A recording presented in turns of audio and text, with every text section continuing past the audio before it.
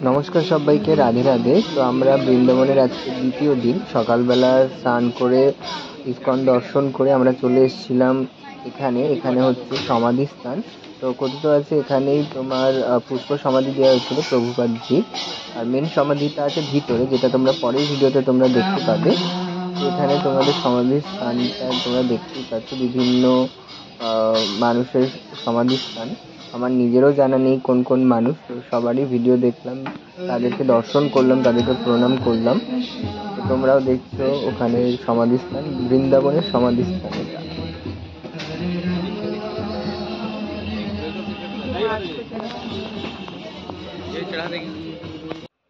এরপর চলে এসেছিলাম আমরা মদন মোহনজির মন্দির দর্শন করতে। বৃন্দাবনের সব থেকে উঁচু এই মন্দিরটা হওয়ায়, তো ইংরেজ আমলে এই মন্দিরে সব থেকে বেশি হামলা হয়েছিল। তো তার জন্যই এই মেন যে মদন মোহনজির মূর্তিটা জয়পুরে স্থাপন করা হয়েছিল, নিয়ে যাওয়া হয়েছিল, ওখানেই স্থাপন করা হয়েছে মেন মূর্তিটা। জয় মদন মোহন লাল কি জয়। তো পরবর্তীকালে জয়পুর থেকে সেই মূর্তিটা আর আনা হয়নি। তো এখানে যে মূর্তিটা পরবর্তীকালে স্থাপন করা হয়েছে সেটা অন্য বিগ্রহ। মেন যে মদন মোহনজির মূর্তিটা আছে সেটা জয়পুরে। তো এরপর চলে এসেছিলাম রাধা বল্লভাজির মন্দিরে। রাধা বল্লভাজির মন্দিরে এত ভিড়, মানে লক্ষ লক্ষ মানুষের ভিড় হয়েছে রাধা বল্লভাজির মন্দিরে। মানে না দেখলে বিশ্বাস করার মতোই না যে এত ভিড় হতে পারে, এত দর্শনার্থী রাধা বল্লভাজিকে দর্শন করার জন্য অপেক্ষা করছে। তো আমিও এর ফাঁকে আধা ঘন্টা 1 ঘন্টা পেছনে দাঁড়িয়ে তারপরে আমি প্রসাদ নিয়ে চলে এসেছিলাম ভগবানের সামনে দর্শন করানোর জন্য। তো ওখানে পুরোহিতরা কিছু মানে কি বলে, টাকা না দিলে দেয় না। তো আমিও কিছু সামান্য টাকা নিয়ে দিয়েছিলাম ওখানে প্রসাদটাকে। তো তারপর ভগবানকে দর্শন করালাম, ভগবানের প্রসাদটা আমি নিজে নিলাম। হরে কৃষ্ণ, শ্রী রাধে। তো আমরা এখন বৃন্দাবনে আছি। বৃন্দাবনে আমাদের যে ইস্কনের গোশালা সংলগ্ন যে বৈষ্ণব সমাধি মন্দির, ওখানেই রয়েছে। আমাদের সাথে মিঠুন আর প্রণব রয়েছে। রাধে রাধে বলে দাও সবাইকে। রাধে রাধে। শ্রী বৃন্দাবন ধাম কি জয়। আমাদের বৈষ্ণব সমাধি মন্দির এই পাশেই আছে। সবাই আমরা এখানে বৃন্দাদেবী একটা সুন্দর কুঞ্জ আছে। আর পার্কে আমরা একটু খানিকক্ষণ প্রসাদ পাওয়ার পরে খানিকক্ষণ আমরা বিশ্রাম করছি। এখন বাজে কটা? এরপরে আমরা একটু মন্দির দর্শনে বেরোবো। তো মিঠুন বলে দাও।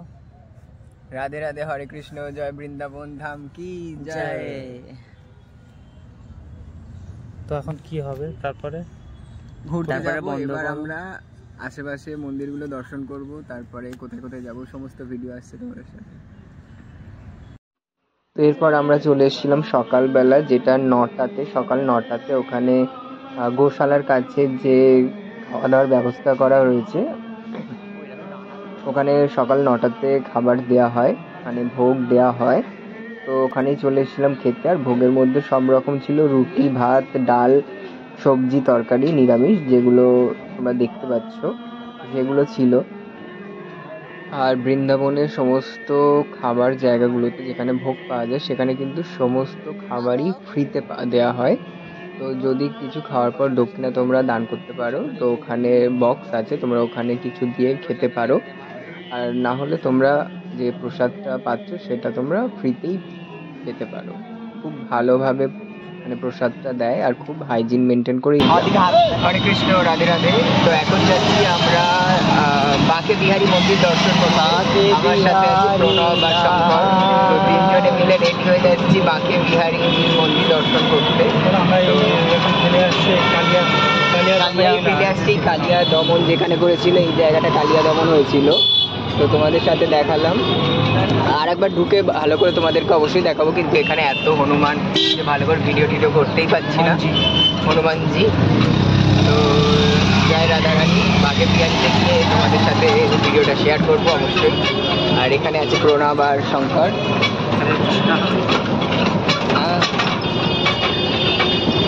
এখন টোটোতে আছি। জয় হোক।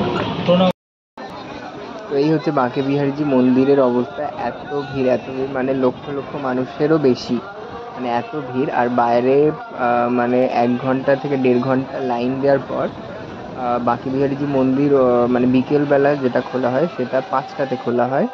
তো খোলার পর মানে এত ভিড় যে আমরা ভালো করে দেখতেই পাইনি, মানে দুর্ভাগ্য, এতটাই মানে দুর্ভাগ্য ছিল যে আমরা বাঁকে বিহারীজির মূর্তি দর্শন করতেই পারিনি। মানে এতটাই ছোট আর অনেক এত দূর থেকে ঠেলে বের করে দিচ্ছে যে সবাই বেরিয়ে গেছি, তো খুব ভালো করে দর্শন করতে পারিনি। তোমরা দেখতেই পাচ্ছ এত ভিড়।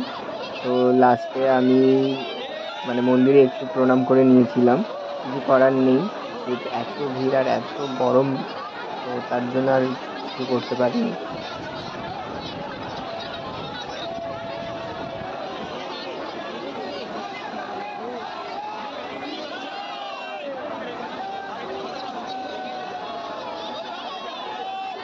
তো যদি কখনো পরবর্তীকালে আমি যেতে পারি, অবশ্যই বাঁকে বিহারীজি দর্শন করার চেষ্টা করব। এবারে তো আমি দর্শন করতে পারিনি ঠিক করে ভালো করে। তো এখানে ভিআইপিরও ব্যবস্থা আছে আমার যতদূর জানা, যে ভিআইপি ভাবেও ঢোকা যায়। তো আমরা নর্মাল মানুষ, নর্মালভাবেই ঢুকেছিলাম।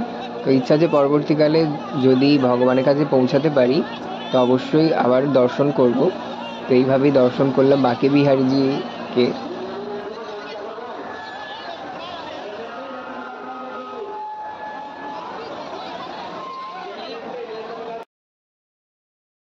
আর সব থেকে পছন্দের জিনিস বাঁকে বিহারীজি মন্দির দর্শন করেই তার বাইরেই এত সুন্দর সুন্দর কালেকশন, মানে ভগবানের এত সুন্দর সুন্দর কালেকশন হয়, সত্যি আমার জানা ছিল না। মানে মানে একটা দেখার পর আর একটা চোখ জুড়িয়ে যায়, মনে হচ্ছিল সবগুলোই নিয়ে চলে আসি, কিন্তু তখনও আমি আমার গোপালটাকে কিনিনি, আমি ওখান থেকে গোপাল নিইনি। তো যদি গোপালটা আগে নিতাম তাহলে এখান থেকে অনেক আমি কেনাকাটা করতাম। তো পরবর্তীকালে আমি যদি যাই তো ওখান থেকে খুব কেনাকাটা করব। আর 50 টাকা থেকে ড্রেস